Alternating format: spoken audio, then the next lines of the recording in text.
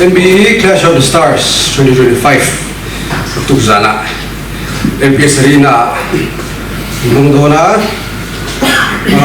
ticket doni na ticket hi ara le thia si tam phak to lawa thai chuan han ho kha ngai dona chuan YouTube wa la TV khanin join kai me ta chuanin ha support ko in membership khai jeng chuanin la chuanin ide thei pok to ni. So we have 4 very, very tough and exceptional fighters coming from Meghalaya, from Thailand, and from Russia. So on behalf of the people of Mizoram, I welcome you here in the name of our Lord and Savior Jesus Christ. So I know you have had a long trip, so I'm just going to jump right ahead. Okay, must have been in first bout here in Penkola le Erika.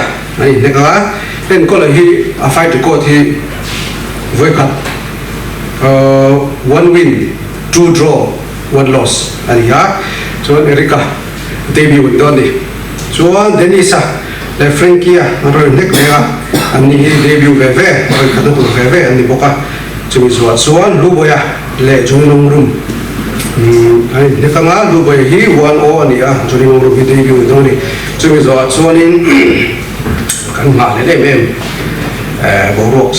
Borok may lian tak ang celebrity match 4 rounds already bok do ni so sa kan main event kan main event le main event no ni ha do ni so en ko liga zo do 51 kg ka if fight chin na pa ngai wei ka ni 53 he ni kai chota ka a chan ni shi thegen 51 kg ka khen na chin junior 53 tonight some chan chu gets with nek do na ani so wala so tu ki la khani ga hani we na itu pui tu eli ka hi ke ji thum lai ni ka we ka ke ji thum tro ke ji thum lai khani king lo wa ka ka king ni rem siam ta ani me la chu ye khalai ka bu thang de ka super bantam weight anek tu ro ang khana ani don ta chom se pera so ko hian so lai de chu abo ro ki ak don khom ya ne ri ka tam ko hian in chap lo da chi kha ni to lo ni chap lo chuan in bol phu thang don chuan in en ko la tam ko hian a chap lai chuan in a phu ro don ni mo a tha do lu chuan in Denisa the friend ki ka zo be le ha no cha okay so this in ring to ka vai kan tu man se kai po cha na tha kai ring to a cha kai po ko ring ani le yo opponent hi a fight ilo zia chiang ma sai te ma ko chi ma de na masala mi dang fight ta in kat kan ni wa ke ma chiang ma ko su we le ko zui le ko sa de ta te to ya ta king de ni mi ke ma in kat kan wa ke ma chiang kai ring to. Okay, this next question is for Frankie. Okay, are you well prepared? How do you prepare yourself? And are you willing to knock your opponent out? What can we expect from you on the fight night? First of all, thank you so much, Mizoram, for your warm hospitality. I'm feeling very happy to be here. And yes, regarding my training, I've been training very well. My coaches, my teams, they're putting lots of efforts, and I'm also putting lots of efforts in my training. Performance-wise, I'm gonna perform very well when I train very well. So yeah, it's gonna be a good fight, and I have my few bad days, but this time it's going to be proper win for me. So yeah, it'll be a good fight for everyone. Thank you. Great answer. You are tuning Lu Boy le Joinong room ga nan ko nga Lu Boy hi so du ka ne ya hey hi a retirement fight ang tu hala po ni i opponent hi nek na lu tu me ya lo knock out ta te sila emo lo chap lo ta la i fight chu zo thau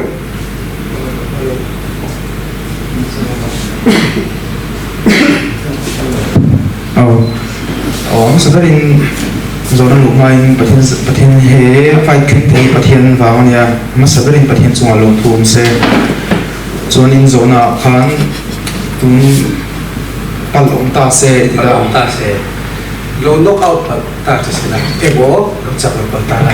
Ini tak mau fight akan dipotong sih. palong telo. Okay, this next question is for Joy Namrum. You are a brutal knockout artist inside the cage, inside the MMA cage, going up against. How will that translate inside the boxing ring with an experienced boxer like Luboya? First of all, I'll tell you, like, I was a boxer, then turned to MMA. So be careful, bro. And I feel like I am at home. I don't feel like I'm outside. No? Similar face. I'll see what you can do, bro. See you, bro. And I'll tell you one thing. I just trained like maybe 2 weeks. So I hope you understand. If you lose to me, you lose a lot. Impossible, You lose a lot. impossible, You lose a lot, bro. I'll teach you some basic boxing, okay? Thanks. Do you have anything to add to that? Yeah, you know, actually, he's a good fighter. I know that I've gone through all his videos. He's a good fighter, and he's a good guy too. But fortunately or unfortunately, I don't know the next coming night, I'm gonna whip his candy ass. So sorry for that. But after that, I wanna hold a cup of coffee with you. I don't want a coffee, I want a beer, bro.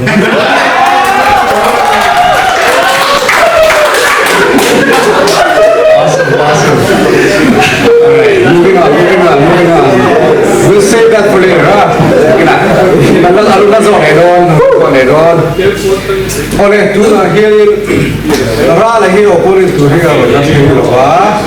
So you này các bạn, alo thành ba hiền, alo ba liền mo, ole, cho đi cần cô mình thì phải làm đủ tầm, kenti à, i opponent thế hi,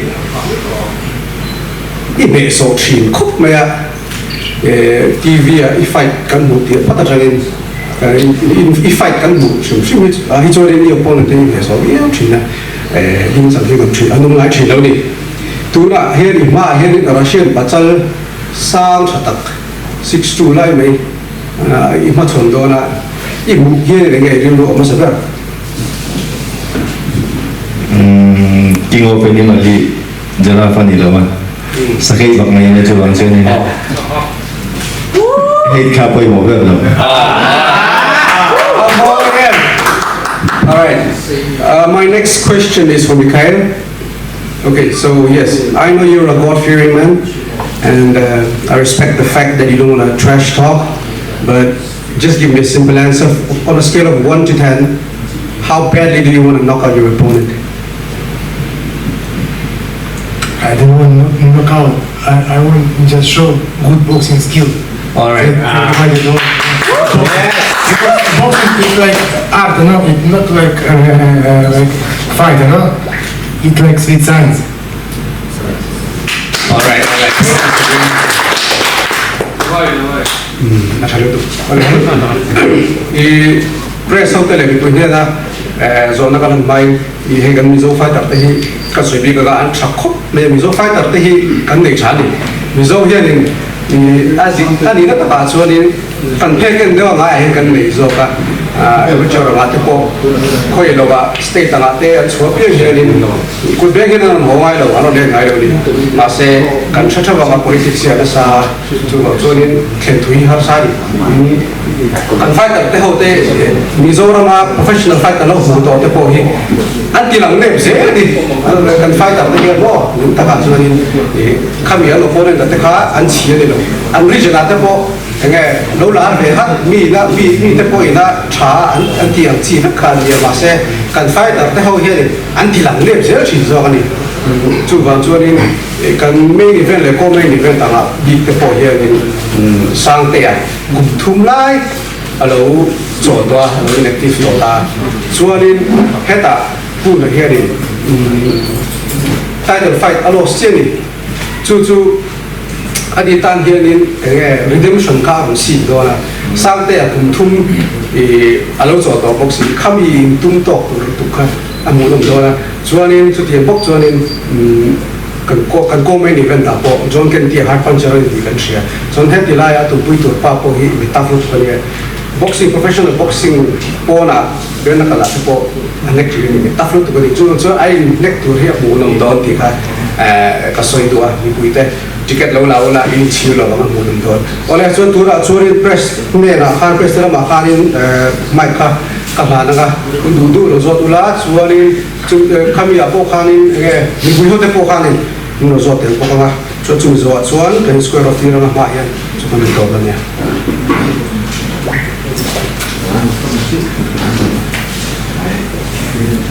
anh vang nghe cái thung chung yêu ổn chân phải khác cùng thung chung khan anh vang nghe in đi đâu đi không bị trúng trang cái số nào tao mà tối phải tới mình trang vậy là trồng cái số所以人trang về số nào là management là thì là promotion nằm bằng phần lâu đấy ông anh ô bố sĩ nó sao cái số tổ chức nó vào bên là thung lễ dân về training cái này à hay mình ba hiện exercise đi tìm là chuyện cái này xem mà fitness này chả sao cái gì vào hiện boxing training program cái thì khóc mà hay cái con sao rồi mà hiện thấy tốt biến số bây giờ anh bây giờ anh cái fit à training program đi thì khóc mà khá ai khanin khami cái fitness cái lúc maintain sao rất ai khanin tụi này cái fitness anh lệ tin acha chuan kan soi pele du lok chu nek remote boy zir thom fe nia chu wang chuanin nek dan tin te lo mani elaya invei saklia mai mai khalo ni mi rawa chu wangin zir chu ma ngai du khom be tha buka chuanin ka thiam to veo ni som thum nak tu zana he ni ka nek bor ko tha veo anh hứng đủ vui nghe hệ in nek hi in on đi chua mình luôn cho nên không làm rồi à mà anh bị bà tôi chú anh cháu nó ra tôi nghe mà lâu tiền bị nói tiền cả lâu cháu phải em anh này anh đi chọn anh trái lòng biết anh chẳng lòng tụi tiền anh thì em thiếu tiền anh nghe ngạt lại giết chú bảo cho nên anh chẳng thể đầu phim cả lâu mày boxing ai cho nên đâu đi du mấy non cal mấy chuyện à in hệ to bốc sạch vào ngay cùng chuan thấy to con chuông thấy nghe bốc cái gì nó có thì chú tụi mình rồi chỉ thiên nhiên thì bảo chúng nó mà chú phát sau cái khel đan ring khá chú cái còn chia hơn rồi hay rồi cái đâu nữa cả cầm bút sấy bút thì chỉ là what cái bị bút sấy đi các chú con tham gia Kingston Prophet entertainment boss ini ya cuman yang fight ini lu bunga tiga ti cuman amain ni kan sang ni pun dah kalau ti to train ti la kan kat chung je cái ti to ni pun kan ada bui video lo mo chu ada la ai kan kat chung ju kan ti masa to ti na ju cuman fitness tang kedua film shoot tinggalnya film producer tinggalnya fitness tang kedua cuman di katil di nasi soal ini kalau holding bui ke kapal zara film deh YouTube deh subscriber sama pun yang cuma zuat cuma til di masak nom di pol ni cuma cuin tu ni bui di holding betul lau kakak sudah cuma itu kalau tadi saya cuma katil brand hay just beli orang tengah orang ni lah cuci lau tu wang di sesuai tu ingin kali nak masuk lah ya we na kali nak kar kacau hey ibu sih orang jinak mereka pun buat cak lau pang tiga lau kau mereka soalnya Argentina mình có tiếng là không mấy khá để cái mình kinh sẽ cho nên gì đó nhé cho nên cái tháo lâu quá ra là hi fitness sao có trả tu kia là 75.9 cái này cái fitness trả professional chính cái bulamited professional đặc tắc ang hai cho nên weight in tháo hi lo mà amo chu cái này mà cho nên ang om phalo anh chu fitness cái phá strength level là cái phá cái chuyện là sao được à sao nó sẽ thế Okay. Juan. Raun li kan hik do na raun bu te ro dim ha na ni za da ha ni raun li game plan kan nei to chau lo wa te ha la wa ti kan la do na ma se debut wa re chun raun li ti te ha lo se la wa alai pu raun ko ki to ko ka se la wa chu pu ra mo ti do la wa raun khat ko yum do ni raun li raun tu mo ni hian raun khat yu yum pha chuan chuan raun khat ulu do in am do in nek ka du chu ke ma chu ni ama chuan in raun li kha la mar pang do sia ka fit ve do tho sia raun nga le raun tal kha tan che pa fitness a min kha atu nge ka shela wa fitness a tal raun nga le raun kha la ka tu nge shela wa ama chu raun ri hi ka academy training na antra coach wan te chuan chuan amar tha ato thleng amarang amar lo ve pun aparkat atamang chu na soi de chu Knockout te focus hi Sin khan o to my boss kan sang wa ke ain ama ain ka fitness a tha tia kha chu na tu sana kan shepu ta ka sui ba do na fitness ka chu ka fitness chat zia she tim tu chu ne min lau de bo ti ka lo she se min lau zia chu rau lu po am lo chu tiang chu ne a tu rau li to in bo se ki na le chu ke chu rau so pu ni ga in bo se a chuan knockout kan suya nia om the nia samte le jon ken ti suyam khani game na ron shin do na knockout hi a thing mai the he ma chang so ni tin aron round li khin kha straight punch char char ka pe ga uppercut te ro tia kanin khel dang tu ka soi lok lok do neck fu tu min ka pananga god ne atlan chiao ta chuan miron nek fu atuma le chuan ada kam lo in vero se sai ni mutte lo ngelo chu ba chuan in atul ka ven sera a bet ne a khape ne a khapo ne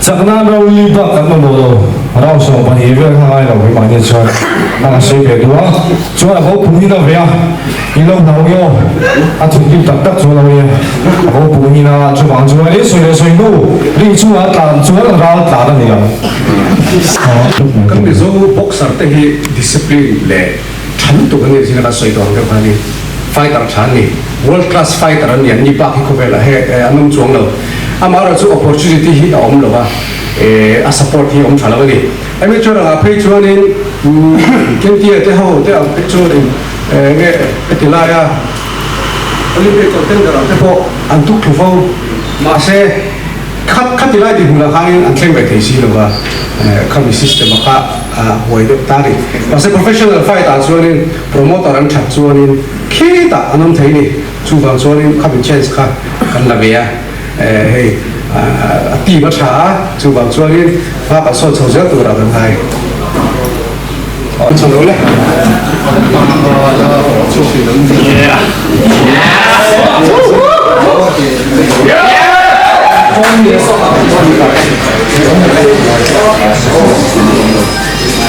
Next up, Denise and Frankie.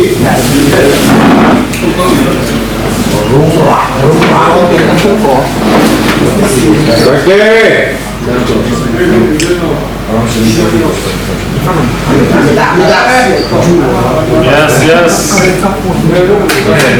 Yeah. 누구야? What's up, Steph?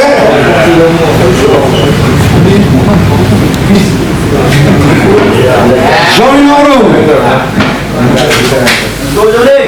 Come on, Johnny.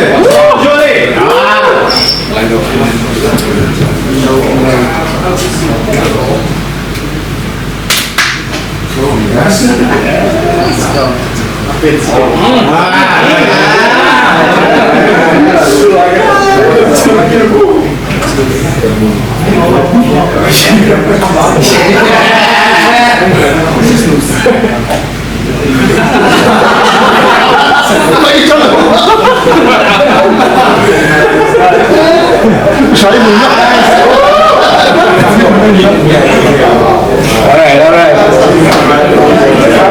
Okay, Drew Patrol, what's up, Seth? Drew Patrol.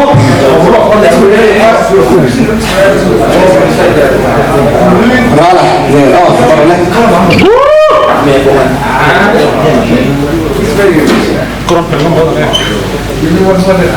Six pack po, 못 사고 나오네.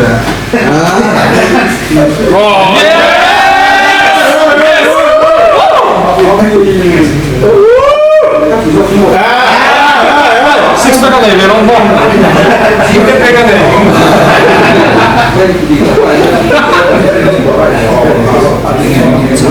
Cái mình thấy nó sẵn tủ cho đó này sao?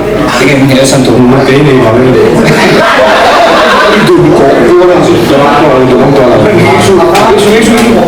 itu langsung itu semua.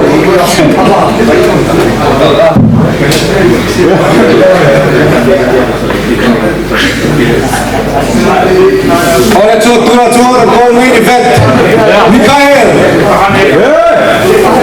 Le John Kenty.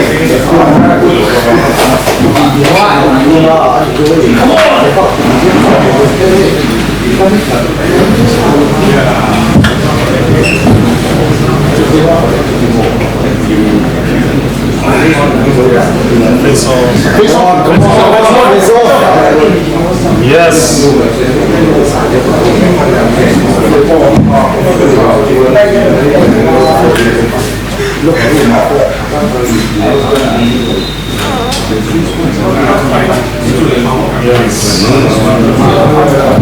Oleh, tunjukkan main event. Tunjukkan Mr. Poon. Come up to the stage.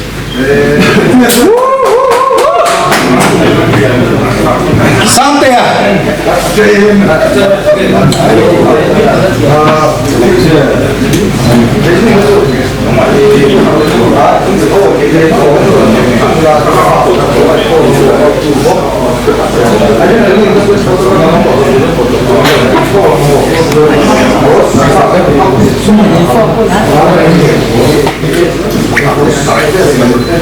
Oleh, kan di zoom kali ya, program zoom.